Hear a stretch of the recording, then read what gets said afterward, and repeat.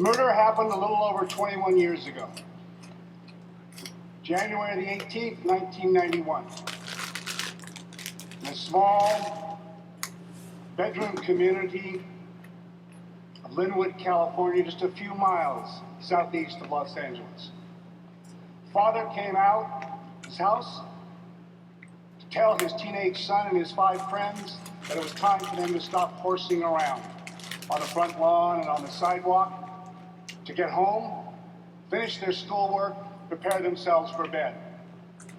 And as the father was administering these instructions, a car drove by slowly. And just after it passed the father and the teenagers, a hand went out from the front passenger window and bam, bam, killing the father. And the car sped off. The police, investigating officers, were amazingly efficient. They considered all the usual culprits, and in less than 24 hours, they had selected their suspect. Francisco Carrillo, a 17-year-old kid who lived about 2 or 3 blocks away from where the shooting occurred. They found photos of him. They prepared a photo array, and the day after the shooting, they showed it to one of the teenagers, and he said, "That's the picture. That's the shooter I saw that killed the father." That was all a preliminary hearing judge had to listen to bind Mr. Carrillo over to stand trial for a first-degree murder. In the investigation that followed before the actual trial, each of the other 5 teenagers was shown photographs, the same photo array. The picture that we best can determine was probably the one that they were shown. The photo array is in your bottom left-hand corner of these mug shots. The reason we're not sure absolutely is because of the nature of evidence preservation in our judicial system, but that's another whole TEDx talk for later. So at the actual trial, all 6 of the teenagers testified and indicated the identifications they had made in the photo array. He was convicted. He was sentenced to life imprisonment and transported to Folsom Prison. So what's wrong? Straightforward, fair trial, full investigation. Oh yes, no gun was ever found.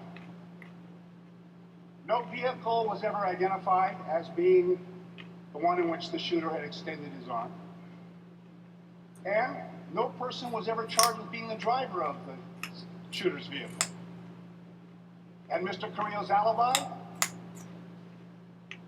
Which of those parents here in the room might not lie concerning the whereabouts of your son or daughter in an investigation of a killing?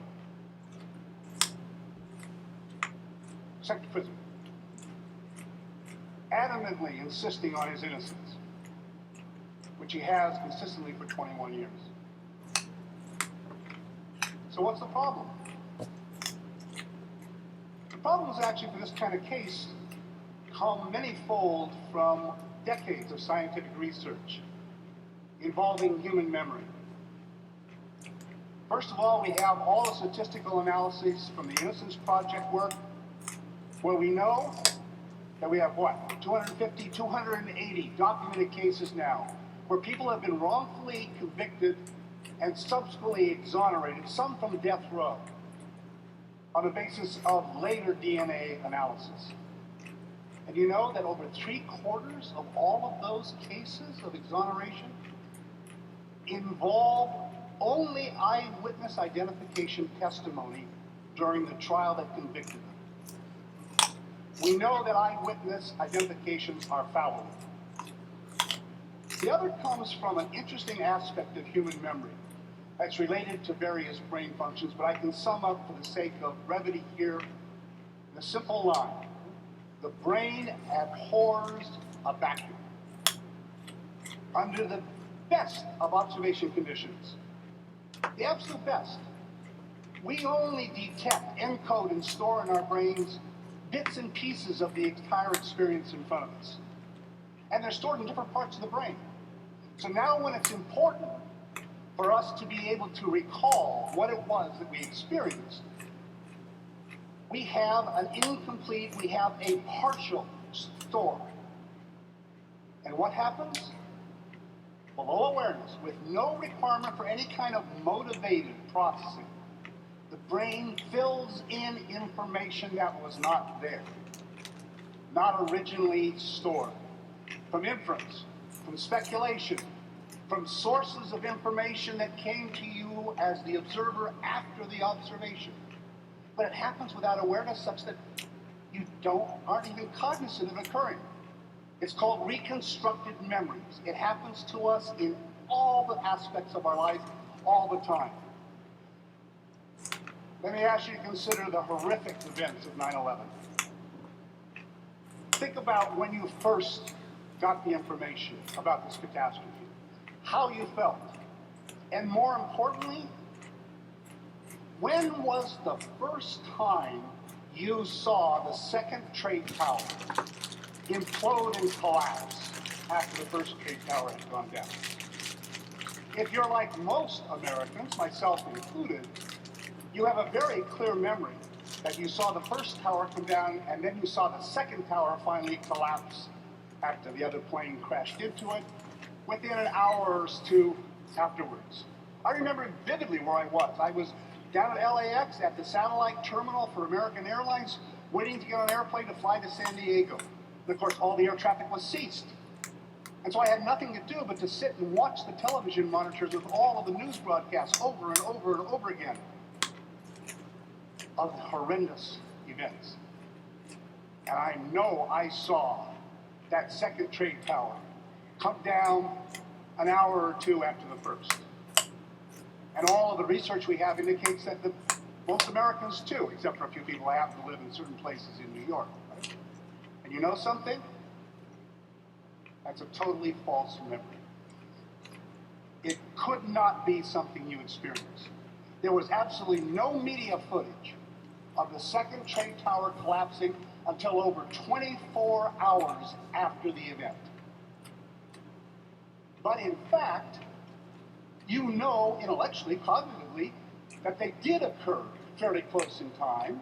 You did know about and see the first one. You did see the second one. But you didn't see it until over a day later at the earliest.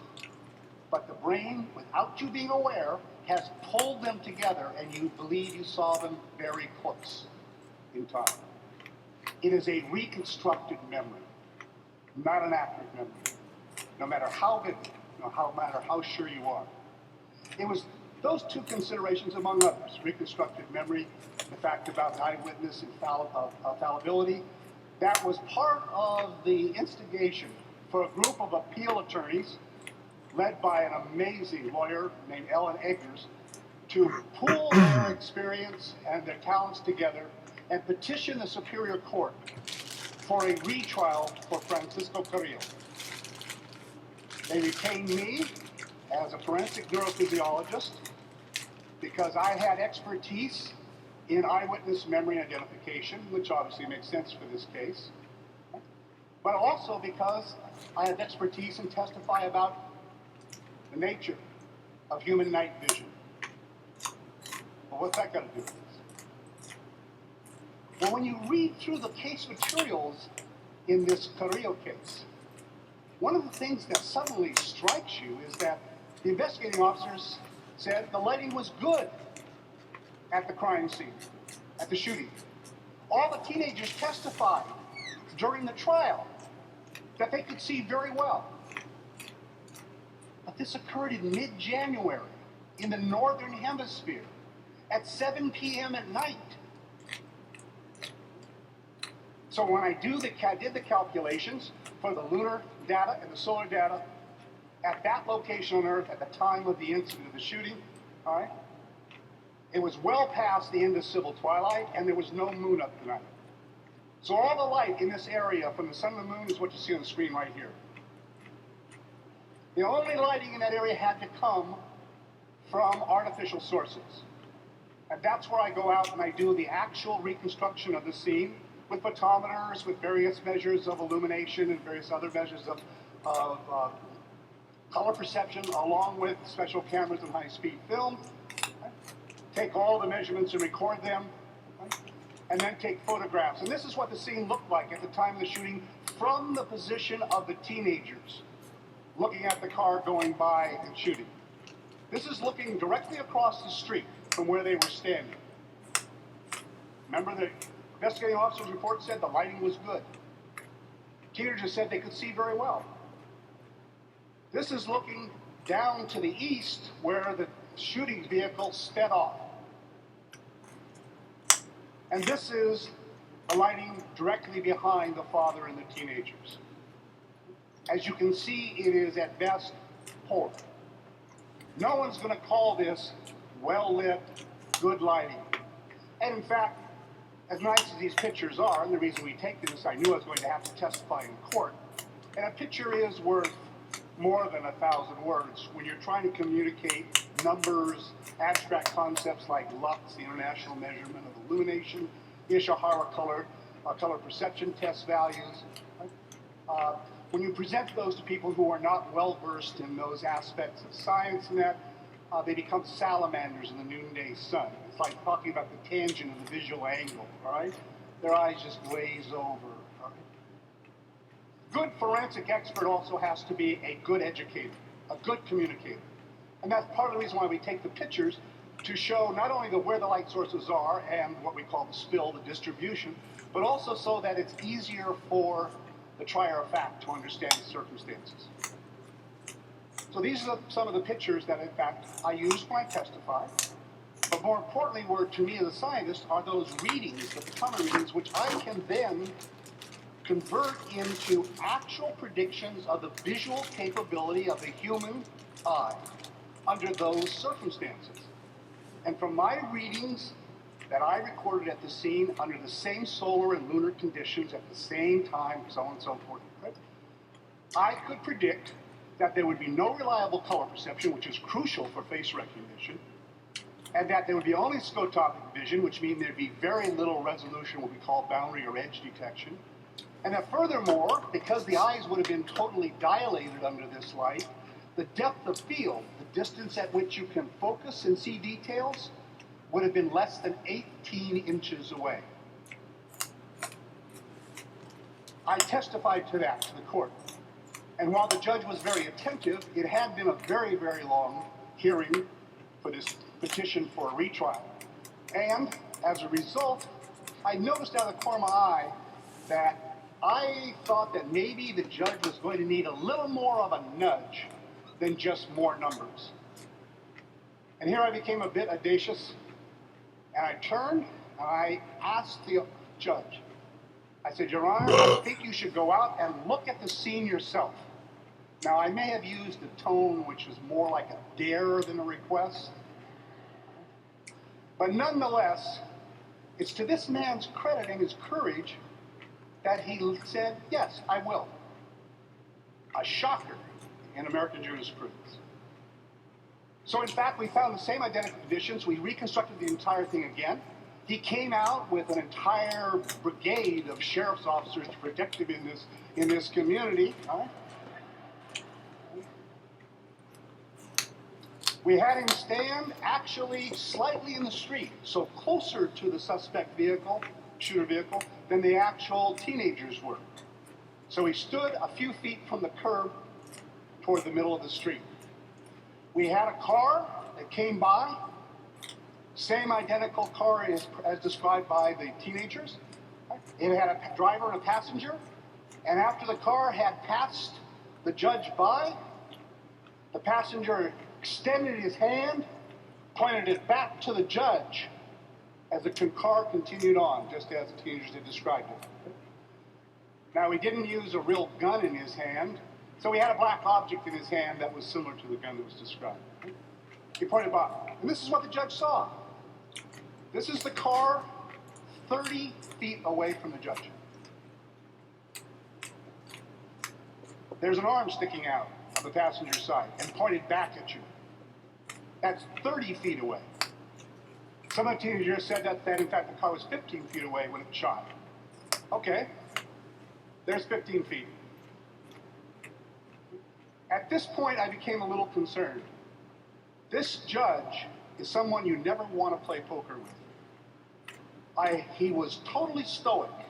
I couldn't see a twitch of his eyebrow. I couldn't see the slightest bend of his head. I had no sense of how he was reacting to this.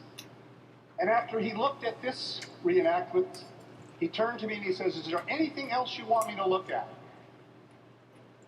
I said, "Your Honor," and I don't know whether I was emboldened by the scientific measurements that I had in my pocket and my knowledge that they are accurate, or whether it was just sheer stupidity, which is what the defense lawyers thought. When they heard me say, "Yes, Your Honor, I want you to stand right there. I want the car to go around the block again. And I want it to come, and I want it to stop right in front of you, 3 to 4 feet away, and I want the passenger to extend his hand with a black object, point right at you, and you can look at it as long as you want." And that's what he saw. You'll notice, which was also in my test report, all the dominant lighting is coming from the north side, which means that the shooter's face would have been photo-occluded, would have been backlit. Furthermore, the roof of the car is causing what we call a shadow cloud inside the car, which is making it darker. And this is 3 to 4 feet away. Why did I take the risk? I knew the depth of field was 18 inches or less. 3 to 4 feet, it might as well have been a football field away. This is what he saw. Went back. There was a few more days of evidence that was heard. At the end of it, he made the judgment that he was going to grant the petition for a retrial. And furthermore, he released Mr. Carrillo so that he could aid in the preparation of his own defense if the prosecution decided to retry him, which they decided not to. He is now a freed man.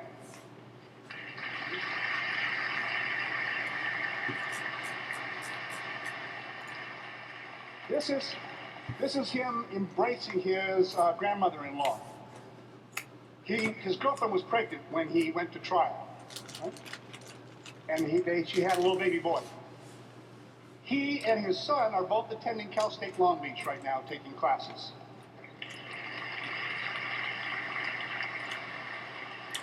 And what does this example, what's important to keep in mind for ourselves? First of all, there's a long history of antipathy between science and the law in American jurisprudence. I could regale you with horror stories of ignorance over decades of experience as a forensic expert, of just trying to get science into the courtroom. The opposing counsel always fight it and oppose it. One suggestion is that all of us become much more attuned to the necessity, through policy, through procedures, to get more science in the courtroom. And I think one large step toward that is more requirements, with all due respect to the law schools, of science, technology, engineering, mathematics, for anyone going into the law, because they become the judges. Think about how we select our judges in this country. It's very different than most other cultures. The other one is I want to suggest the caution that all of us have to have. I constantly have to remind myself about just how accurate are the memories that we know are true, that we believe in. There is decades of research, examples and examples of cases like this, where individuals really, really believe. None of those teenagers who identified him thought that they were picking the wrong person. None of them thought they couldn't see the person's face. We all have to be very careful. All our memories are reconstructed memories. They are the product of what we originally experienced and everything that's happened afterwards. They're dynamic. They're malleable, they're volatile, and as a result, we all need to remember to be cautious.